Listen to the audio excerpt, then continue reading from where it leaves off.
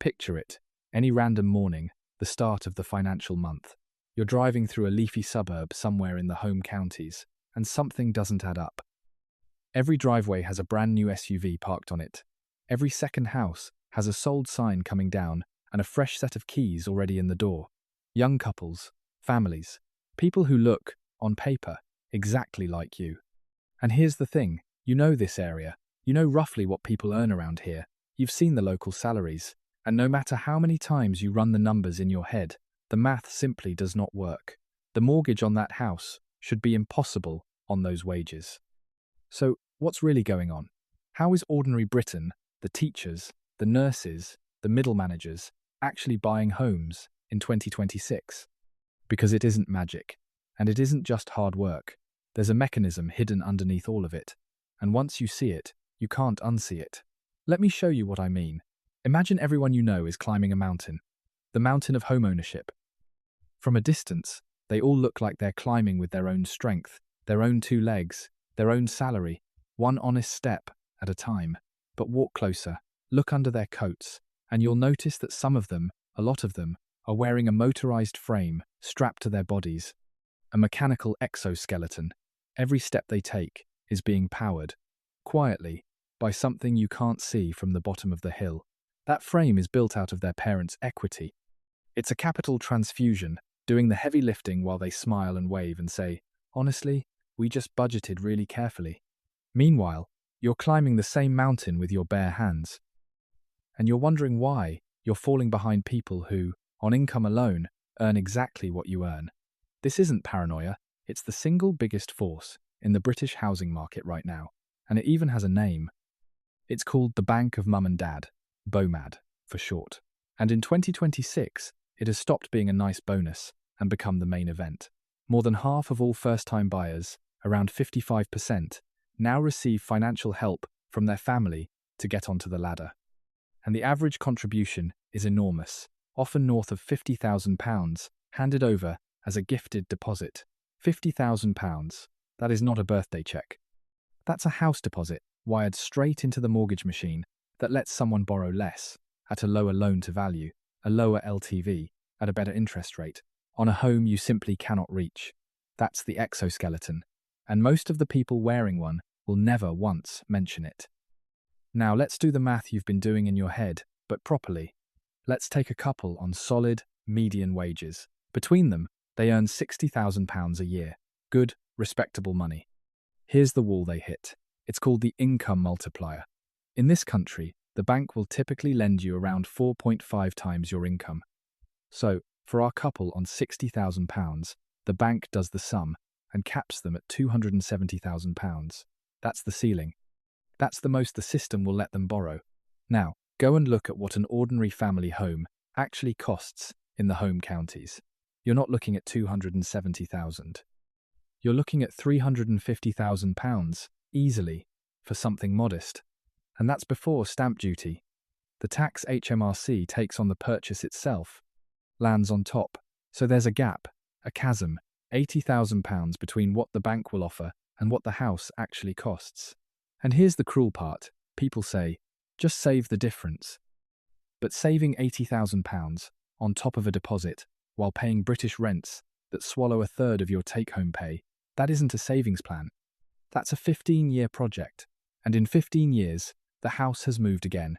You're not climbing the mountain, you're on a treadmill bolted to the side of it. So if you don't have wealthy parents, if there's no exoskeleton under your coat, is there anything left? Anything at all?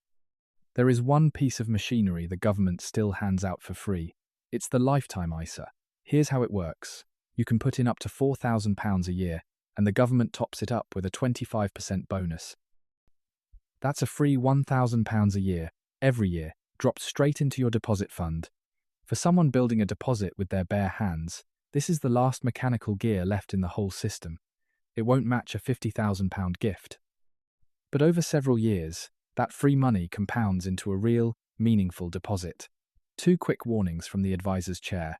Though, the home you buy with it has to cost under £450,000. And if you pull the money out for anything other than your first home or your retirement, HMRC claws back a penalty. Use it correctly, And it's the closest thing to a free boost most people will ever get. But say you've scraped the deposit together anyway. There's still that gap between 4.5 times your income and the price of the house. So, how are people bridging it? Increasingly, with time. Their own time. This is the term stretch. The traditional mortgage ran for 25 years. Not anymore. More than 1 in 5 first-time buyers now sign up for 35 or even 40-year terms. And across the south of England, over half now borrow beyond 30 years just to squeeze past the affordability test. Understand what that really is. Stretching the term doesn't make the house cheaper. It just lowers the monthly financial friction by dragging the debt out across more of your life. People aren't affording the house. They're trading away their 60s, and in some cases their 70s, to make this month's payment survivable. It isn't a purchase. It's a financial anchor, dropped decades deep into your own future. Here's the clearest way I can put the whole 2026 market. Buying a house today with a small 5% deposit and interest anchored around 5% is like being a deep-sea diver. You're going all the way down to the bottom of the ocean, under enormous pressure, and you're planning to stay down there for decades. Now, the wealthy buyer, the one with the gifted deposit, they've got a second oxygen tank strapped on. That hidden help means they can sit at the bottom, under all that pressure, calmly, for as long as they need to. The moment there's a current, a job loss, a car that dies, a nasty rate rise when the fixed deal ends, and they roll onto the lender's standard variable rate, the SVR. They simply breathe from the spare tank and carry on.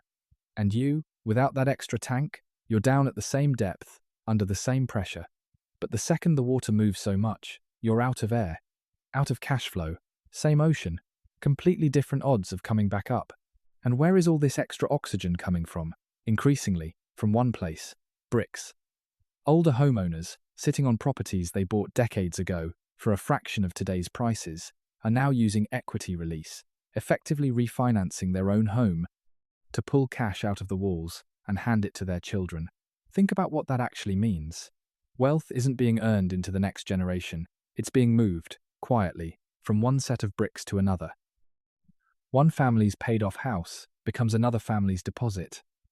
If your family owns those bricks, the tank gets refilled. If it doesn't, you dive on one lungful and hope. So what can you actually do if you're climbing with bare hands? You can't invent an exoskeleton, but you can perform a manual override on how the bank sees you. Here's the one that surprises people most. Small debts do disproportionate damage. A car finance payment, a couple of credit cards, a buy now, pay later balance, each one shrinks the income the bank is willing to multiply. Clear a few £100s a month of those small commitments before you apply, and you can unlock tens of thousands of pounds of extra borrowing power. You're not earning any more. You're just reshaping your finances into the exact silhouette the lender's computer is looking for. Sort the small debts, protect your credit file, and time your application for when your deposit and your paperwork are both at their strongest. That is the closest thing to a real lever you've got. So, here's the truth about 2026. Home ownership in Britain has quietly changed what it even is. It used to be a rite of passage, something you did on your own when it was finally your turn. It has become a strategic family operation. A coordinated deployment of deposits, equity, bonuses, and timing run across 2 generations at once. And if that feels unfair, it's because it partly is. But knowing the mechanism is power. Now you know what's under everyone's coat. Now you know why the math never added up, because you were only ever seeing half the equation. And keep this in mind, whatever your starting point, real wealth isn't just getting the keys. Real wealth is when your front door becomes a foundation for your future, not a cage you spend the rest of your life paying to sit inside, working from Monday to Thursday just to afford a front door you're barely ever home to use. That's the game in 2026. Now you can actually play it. If this video helped you, make sure to like and subscribe. I'll see you in the next one.